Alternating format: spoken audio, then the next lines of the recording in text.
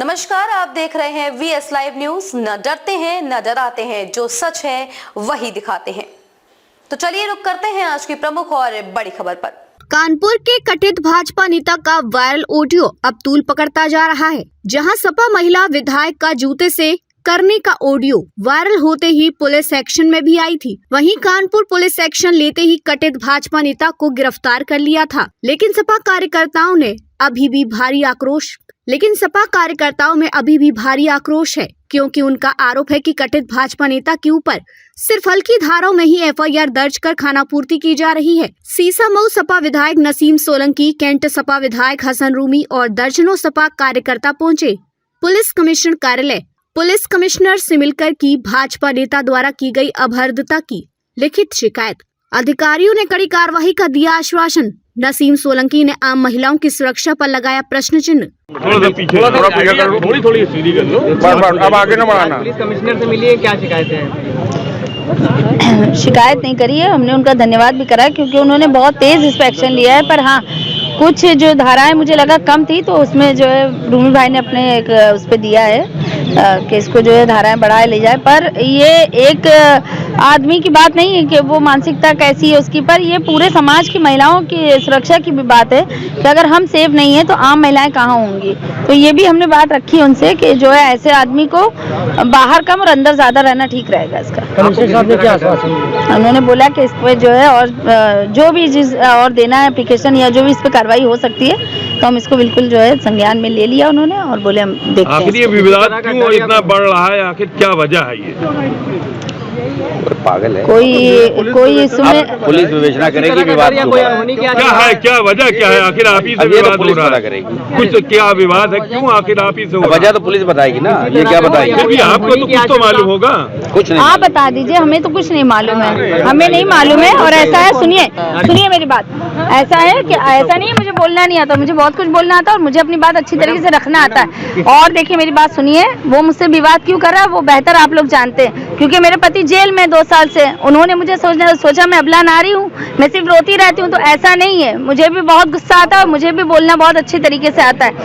और किसी भी इंसान की ये जरूरत होनी नहीं चाहिए कि वो किसी महिला की बदतमीजी या बेइज्जती करे। तो मैं ऐसे लोगों को शिकायत करने आई थी कमिश्नर साहब से, और ये जिस तरीके से वो जेल गया तो उसको तो और लंबी सजा होनी चाहिए, क्योंकि महिलाएं कमजोर नहीं होती। कहीं हमें CM साहब जो है सम्मानित कर रहे हैं महिला विधायक होने के नाते, और हमें वो सम्मान मिलता है, और उसी वक्त वो आदमी फोन करके मुझे धमका रहा है। तो ये ऐसा नहीं कि एक मानसिकता उसकी अकेले की नहीं है, ऐसे बहुत से लोग होते हैं समाज में, और बहुत सी मेरी जैसी महिलाएं होती है जो चुप हो जाती है। पर चुप होने का मतलब ये नहीं कि हम कमजोर हैं और खामोश होंगे तो हम बोल नहीं सकते। हम बहुत अच्छी तरीके से अपनी बात बोले, और हम यहाँ आए, ये लड़ाई मेरी अकेले की नहीं, मेरी 2 बेटियां हैं, उनकी भी है, और ये पूरी समाज की मेरी बहन बेटियों की लड़ाई है। तो इसीलिए मैं बहुत खुल के बोलने आई हूँ। महिला समाज जिन्होंने मुझे वोट दिया है, जो मुझसे उम्मीद कर रही है कि मैं उनकी आवाज उठाऊंगी, जब मैं अपनी ही नहीं उठा पाऊंगी तो मैं उनकी कहाँ से उठाऊंगी।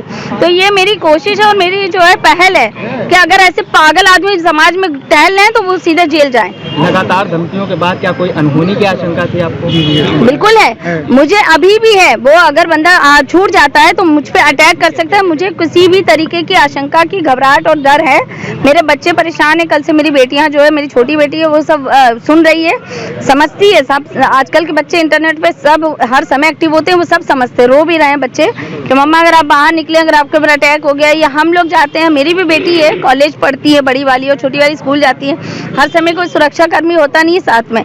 मेरे साथ भी 2 गनर है, तो हर समय नहीं होते हैं, बहुत बार ऐसा होता है कि नहीं होते हैं। वो उन्होंने हमसे कहा है कि इसके ऊपर और जो है हम जांच कराएंगे और उसको देख लिया जाएगा। पर ये एक छोटा सा मुद्दा है कि वो आदमी मुझे परेशान कर रहा है। कहीं ना कहीं पहले भी आपने शिकायत की थी? नहीं, मैंने पहले शिकायत नहीं करी थी। असल में हमने उस समय सोचा कि ये आदमी ठीक नहीं है, इनका इलाज हो जाएगा, पर ये माने नहीं, इनको बढ़ावा मिला। पर अब की बार इनका इलाज होना जरूरी है। क्या शिकायत, क्या बात कही आपने? देखिए, आज जिस तरीके से लगातार ये चड्ढा नामक व्यक्ति हमारे विधायक नसीम सोलंकी को फोन पर धमकियां दे रहा है, उनको प्रोवोक कर रहा है, महिला सम्मान को ठेस पहुंचा रहा है। और न सिर्फ आज उसने हद पार कर दी हमारे नेता आदरणीय अखिलेश यादव जी के बारे में, जो इसने इतने निम्न स्तर की टिप्पणी की, तो समाजवादी पार्टी ही नहीं पूरे करोड़ों करोड़ों लोग देश के, उनको इसने जिस तरीके से आघात पहुंचाने का काम किया। आज हमने कमिश्नर साहब को इन धाराओं पर भी मुकदमा लिखने के लिए अनुरोध किया है और हमने कहा है कि जिस तरीके से पीडीए के लोगों ने वोट देकर सीसामऊ विधानसभा को जिताने का काम किया, तो सारे मतदाताओं को इसने नपुंसक कहा। इसने नपुंसक कह के जिस तरीके से उनका अपमान किया, इन सब बातों को जिस तरीके से लड़ाई करने का प्रयास कर रहा है। सुना जा सकता है कि उसने कहा कि तुमको जो नपुंसकों ने जिताया। जी जी, यही मैंने लिख के दिया। मैंने कहा है कि सारे मतदाता, जिन मतदाताओं ने वोट दिया वो नपुंसक हैं। तो कहना मैं चाहता हूं कि वो किस दुनिया से आया, कहां का है, इसका पता करना चाहिए। कमिश्नर साहब ने कहा कि हम पता करेंगे और इसकी क्या मानसिक स्थिति है ये भी हम पता करेंगे। मैंने धन्यवाद भी दिया कि आपने बहुत जल्दी उसको जेल भेजने का काम किया। अभी तक तो चल रही थी छोटी मोटी बातें, लेकिन आज बात बहुत बढ़ गई है। महिलाओं के सम्मान में, बैकवर्ड और दलितों के सम्मान में, हमारे नेता आदरणीय अखिलेश यादव जी के बारे में इतनी बातें इकट्ठा हो गई हैं। तो अब समाजवादी पार्टी का एक एक कार्यकर्ता और समाजवादी पार्टी के साथ जो लोग पीडीए से आस्थित रखने वाले लोग हैं, अपने नेता को इस तरीके से टिप्पणी सहन नहीं करेंगे अपने नेता के खिलाफ। आज हमने मुकदमा लिखने के लिए अनुरोध किया है। हमने अपने माध्यम से उनसे कहा है कि इस पे एक मुकदमा और लिखा जाए और लिखकर इसको लंबे समय तक जेल में रहना चाहिए, जब तक ये दिमागी इसका संतुलन ठीक ना हो जाए।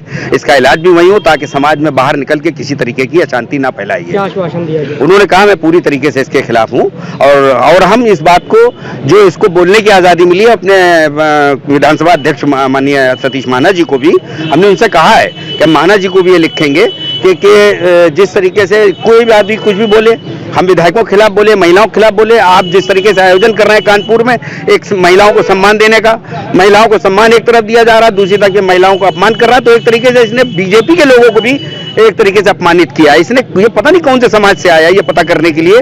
अब ये पुलिस बहुत काफी है, पुलिस अब अपना काम करेगी। हमने अपना काम कर दिया और उम्मीद है कि उसका अगला पता परमानेंट जेल होगा, आधार कार्ड भी वहीं का बनेगा। खबरों में अब तक के लिए बस इतना ही। फिर होगी आपसे मुलाकात ऐसी किसी बड़ी और खास खबर के साथ। तब तक के लिए नमस्कार और देखते रहिए VS लाइव न्यूज।